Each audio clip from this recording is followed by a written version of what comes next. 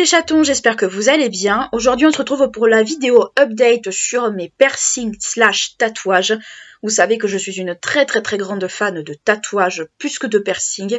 Et l'an dernier je vous avais fait cette vidéo, ça vous avait vraiment intéressé. Et maintenant je vous fais une petite update. Est-ce que je me suis fait de nouveaux tatous? Pour ceux qui ont suivi mes vlogmas, vous l'avez vu. Est-ce que je me suis fait d'autres piercings? On va tout de suite en parler. Donc pour commencer, on va commencer par les piercings parce que c'est les plus rapides. Donc j'ai fait changer mon anneau que j'avais là, ma prothèse, par un serpent. Donc j'ai fait changer le bijou de mon Helix et mon bijou de Tragus en fait c'est toujours le même, c'est toujours l'éclair que j'avais. Qui est déjà tombé une fois parce que bien évidemment à force de le mettre, à force de se prendre les cheveux dedans bien entendu, ça finit un jour par tomber.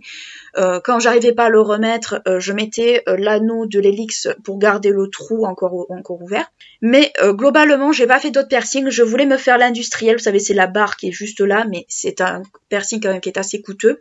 Je voulais faire aussi un piercing là entre les deux seins, je crois que c'est le microderme juste ici, mais pour en avoir discuté avec une perceuse, d'ailleurs Jessica, si tu passes par là, je te fais des très gros bisous, c'est des piercings qui peuvent ne pas tenir, et du coup, vu le coût du piercing, je me demande même si je le ferai, parce que c'est des piercings qui sont très chers, voire même aussi chers qu'un petit tatouage, donc voilà, je me pose vraiment la question, est-ce que je me le fais, est-ce que je me le fais pas, par rapport à l'entretien, on va dire, de mes piercings actuels, je les nettoie quand même assez régulièrement, je fais très attention, je resserre le tragus vu qu'il a tendance à tomber, enfin le piercing a tendance à tomber, je resserre de temps en temps, je fais gaffe qu'il n'y ait pas de dépôt, tout ça. Après quand vous avez des piercings aux oreilles, pour moi c'est indispensable d'avoir une certaine propreté, une certaine hygiène au niveau des oreilles, parce que honnêtement, c'est pas parce que votre piercing est cicatrisé que vous ne risquez pas d'avoir une infection. Pour moi ça ne veut rien dire. Donc c'est pour ça quand vous avez des piercings, faites très attention à comment vous les entretenez, pensez à les changer, à les laver ou ce genre de choses.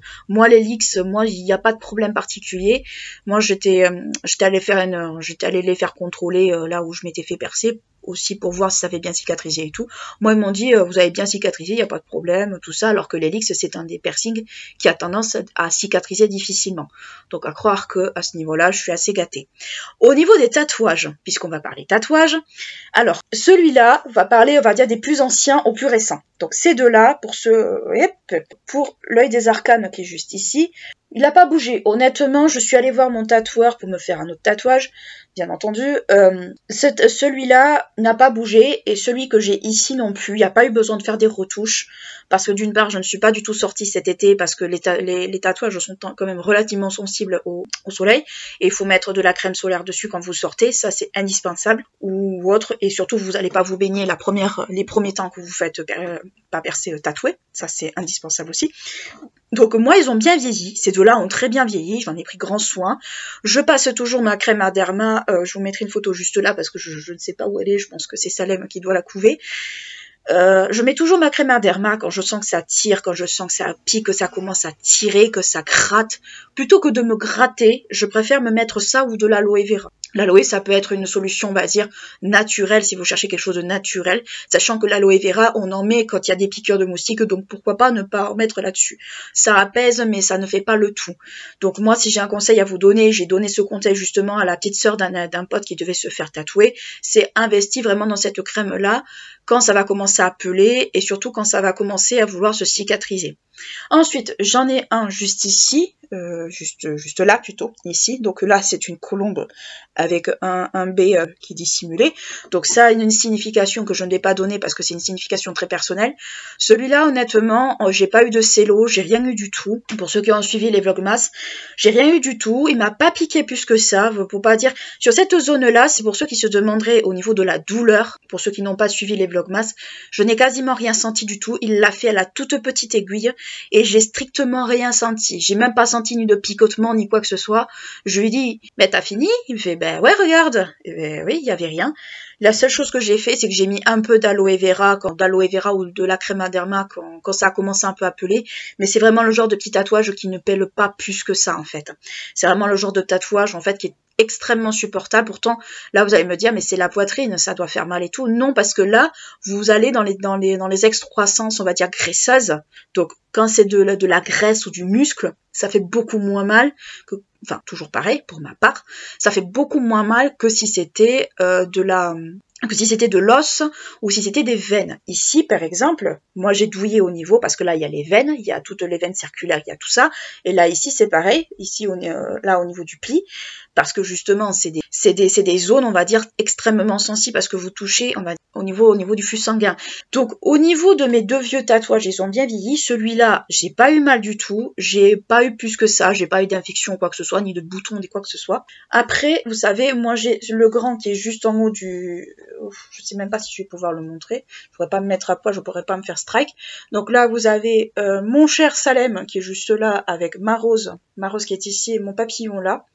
Alors celui-là, pour faire une update, il a très bien cicatrisé dans l'ensemble, c'est-à-dire quand je suis allée faire les contours, pour ceux qui ont suivi les vlogmas, je suis d'abord allée faire mes contours et ensuite je suis allée faire la couleur. Pour les contours, j'ai eu quand même relativement un peu mal parce que bien sûr quand on va vers certaines zones, ça a tendance à piquer.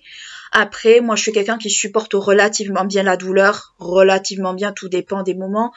Mais c'est vrai que comme mon tatoueur me disait, tu supportes bien ces temps-ci. Donc voilà. Donc j'ai eu mal sans avoir mal. J'ai eu mal pour les contours, mais pour la couleur, j'ai senti un peu sans vraiment sentir, je l'ai supporté. Parce que la couleur, c'est une aiguille qui est assez différente, donc bien sûr, c'est un travail qui est totalement différent.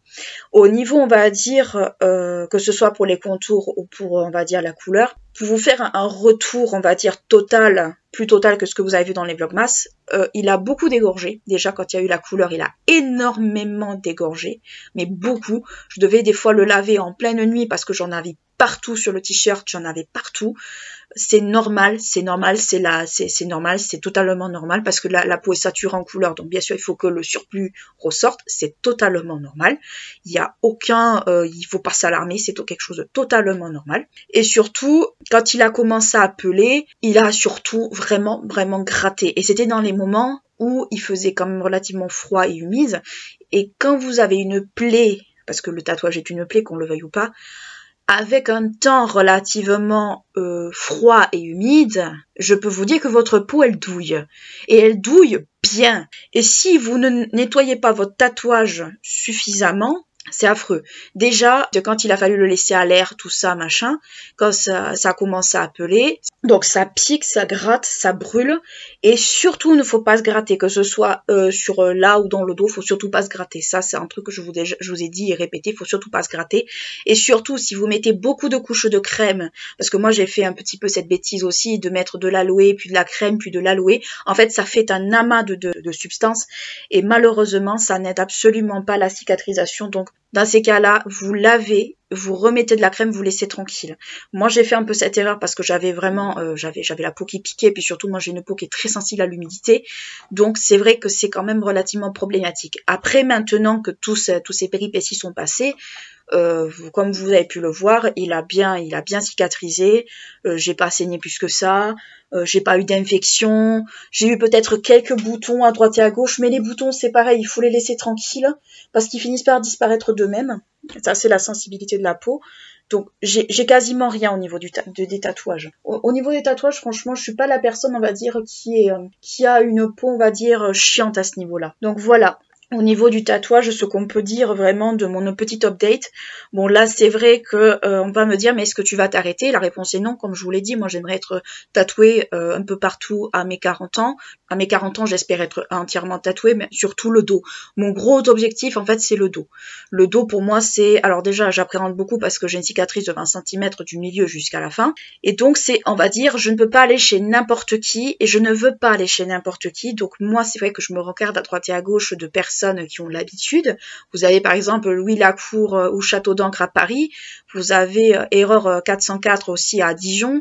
Donc moi j'ai présenté plutôt mon projet plutôt à Dijon qu'à Paris parce que Paris, ben voilà, c'est grand et voilà, c'est très cher.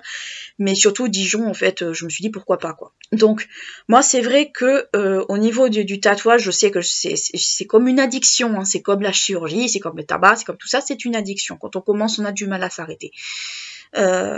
Donc c'est vrai que bon, voilà, moi le tatouage, moi, ils vieillissent bien sur moi, j'ai pas de problème particulier, j'ai pas, on va dire, de problème de cicatrisation, j'ai jamais eu d'infection ni quoi que ce soit, parce qu'il y a des tatouages qui s'infectent, hein, quand même, il faut pas se leurrer, il y a des tatouages qui s'infectent, parce que, ben, soit le tatoueur y est allé trop fort, soit parce que, ben, ça a été mal fait, enfin, il y a tout un tas de choses, en fait, à prendre en ligne de compte quand vous vous faites tatouer. Encore une fois, moi, je vous conseille je vous conseille surtout le bouche à oreille à ce niveau-là, de voir le travail qui est fait, tout ça, machin. Enfin, le tatoueur, en fait, c'est comme quand je pars du principe qu'un tatoueur, c'est comme quand on choisit un médecin.